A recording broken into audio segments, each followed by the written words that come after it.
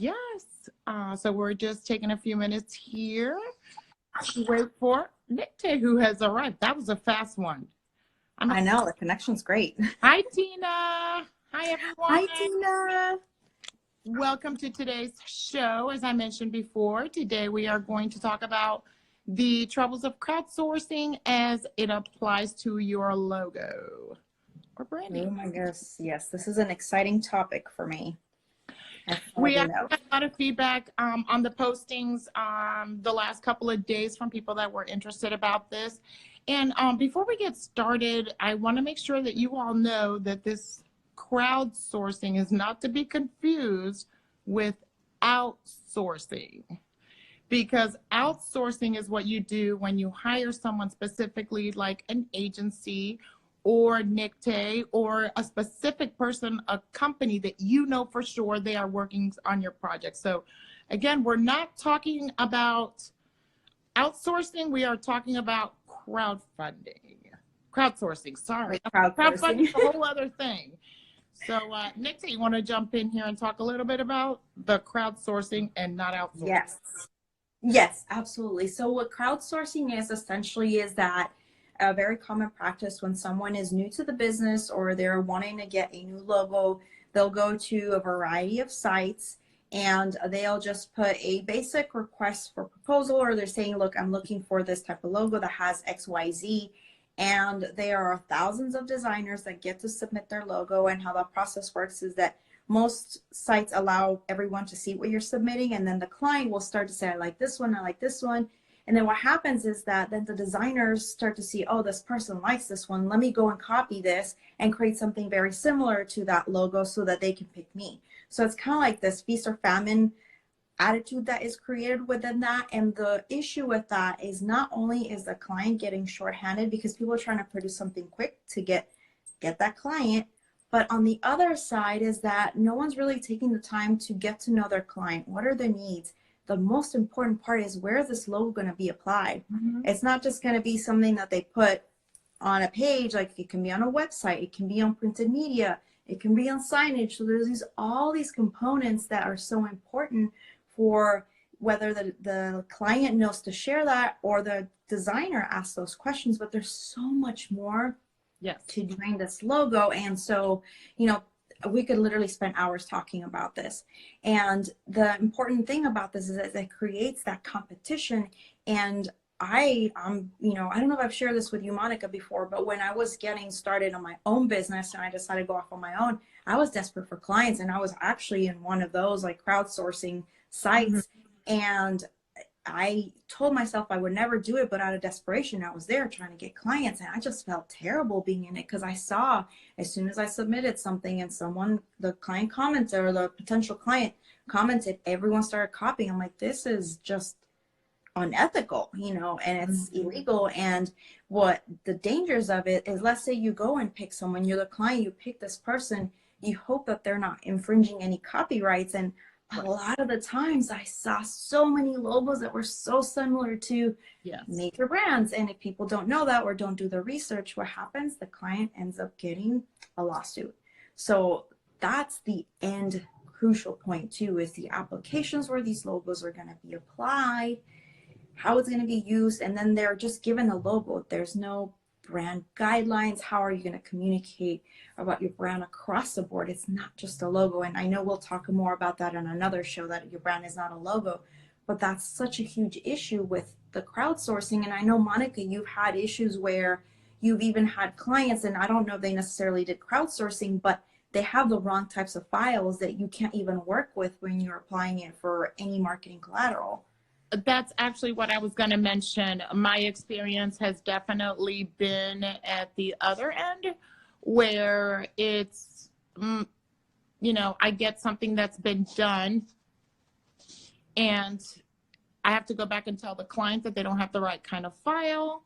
The files have been overused because they didn't get the right type of file. They didn't get any direction. The colors have been pixelated. And they have no idea that they've been doing this because no one's educated them on it.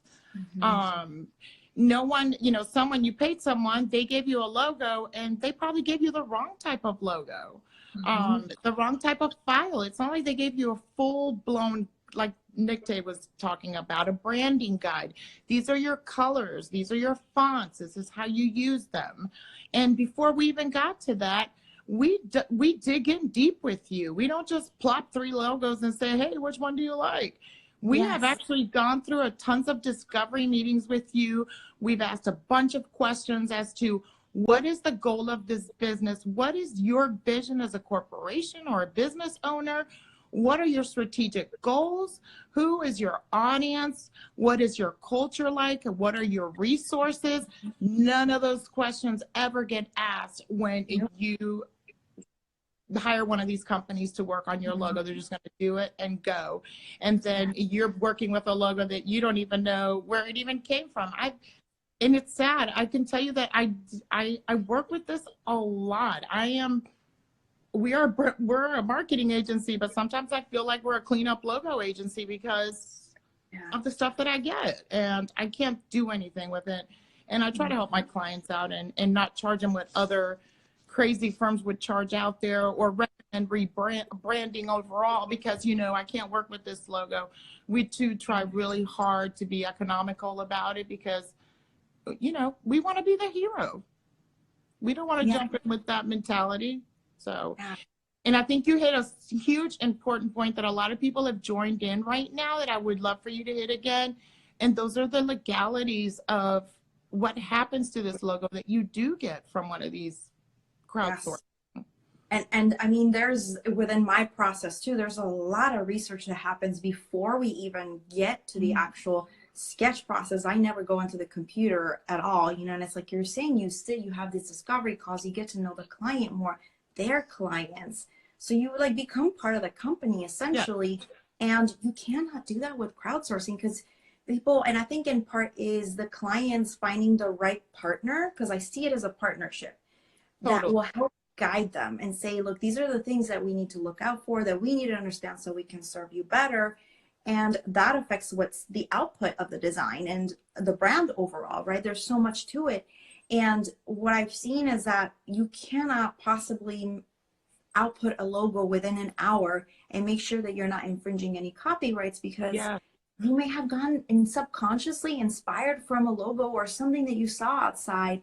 And if you don't do your cross-checking and make sure it's not taken, or you check the trademark registration database, which is another whole component, and it's time consuming, but these are checks and balances that people need to do, because you end up with this lawsuit. Or let's say there's a great example that I wrote a blog on about how even just a joke to mock a brand can be costly. So you guys know, like the North Face brand, like for the jackets, that it's like really, you know, for the cold gear and stuff like that, right? So there was, exactly, for you guys use it a lot. So there was someone that decided to create a mockery brand of it, and it called it the South Butt brand, and they started selling stuff from that. And you know, it's funny, and they were doing it as a mockery, but what ended up is they ended up with a hefty lawsuit because they were mocking the brand. And essentially what they did is they took their logo and flipped it, you know, and then changed the name that was clearly very similar to the actual brand name. So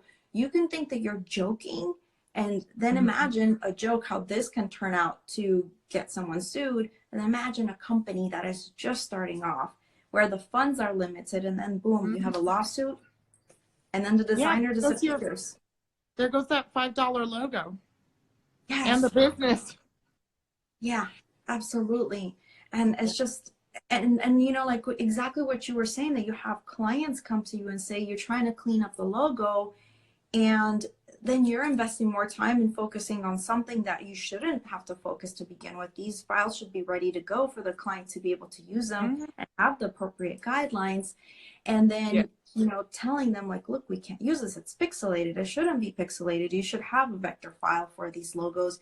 So there's like so many components, and then it gives that client a headache, and you're not able to focus on the things that you need to focus on because you're trying to clean up and really help them out. So I feel like that's and that's an ongoing issue. And I've had so many clients even come to me and want to rebrand because they've hired someone that didn't really focus on getting to know them, that like essential part of the beginning, you know, where you do as an agency, you do like as a firm, that is so crucial. And by missing that, people, their brand is not aligned with them, which is part of their logo, you know. So these are such important factors that if you guys are considering doing crowdsourcing, and I know Monica has so many great points on that too, is that it's so important to consider, is it really worth doing this crowdsourcing where you're going to have a bunch of people submit ideas just to get your money essentially? Right. Or are you going to just wait and have the right investing amount, or the investment in finding the right partner that's going to help you grow your brand, and then go and get your logo done? Because you'll be able to have a brand and a logo that's going to grow with you versus something that's going to change a few months later, and then you have to pay someone more money to actually create something that really truly reflects your brand. Yeah, and I think the research part is so important because it doesn't get done, and you give someone this content that they can't work with. Guys, we even did our due diligence with the show name. Yes. Oh my and gosh. You may think that, oh, it's just a silly Instagram show or whatever, but no. Nicte did her research. I did my research. We know there's an Alevalo who actually her name is El Balo, who lives in Spain, and she has nothing to do with our business, but we know because what? We researched. Yep. Your $5 guy or 99-cent one is not going to do that for you because they don't care. Yes, absolutely. So Mr. Got a good question. Yes, great question. So what about branding yourself? So I can start saying something real quick, and then Monica, I don't know if you want to chime in too, because I know we have both really great perspectives. So branding yourself, I'm assuming that you're saying that you're going to be the one that creates the content, or are you referring to a personal brand? Okay. So if you're creating your own brand and it's personal brand, definitely make sure it reflects you. And as you are creating, if you're going to create your own designs, you still have to do the research, because even if it may be your own name, let's say if I did Nicte Cuevas as my logo, the actual application could infringe some copyright. So if you're even using your own name, you still should do your due diligence and check trademark copyrights. And it can vary from country to country too. So that's another whole level. I'm not sure if you're within the States or somewhere else. So that's something to definitely consider. Still do your research. It's very important. And you can get onto the trademark database and look what's been registered. You can also look at Google. Google literally logos with keywords that could align, because sometimes, like I said earlier, there could be something that inspired you and you may have not caught it, but you end up doing something very similar. So it's always great to cross-check and do your due diligence. So I hope that helped. Let us know if it didn't. If you still have more questions, we also have a Facebook group where you can direct more questions through. Yeah, no, I think you hit all the points on that one for sure. I personally wish I would have just trademarked my name when I first came to the United States, because Malave was not even of existence here. And now I look up my name and there's more. So I think Nicte hit it on the spot. Make sure you do your research. If it's your personal branding, it doesn't hurt. Yeah, absolutely. And that's why I like what Shannon said from Socially Savvy VA, like that's why Fiverr scares her to death. I cannot agree more with that. I don't think I can emphasize any more exclamation points with that, because you can end up paying more than $5 in the long run for that. Yeah. So, I think that hey ladies from Digital Disruptors, we're so glad you're here, everyone that's been here, and we hope that you have been getting a lot of value from this. And Monica and I have great different experiences, but I love it when we agree on a topic that we're so passionate about. Yes, because we have like conversations back and forth from things that we've seen, or even client experiences from different levels, and we say like, oh man, I wish this wouldn't happen within our industries, and for the clients. Yeah, because it's just, I know for my clients, I really do. And, in my perfect world, in a world where I didn't have to pay bills too, Yes, I would love to do everything I do for free, but you know, that's not what we do.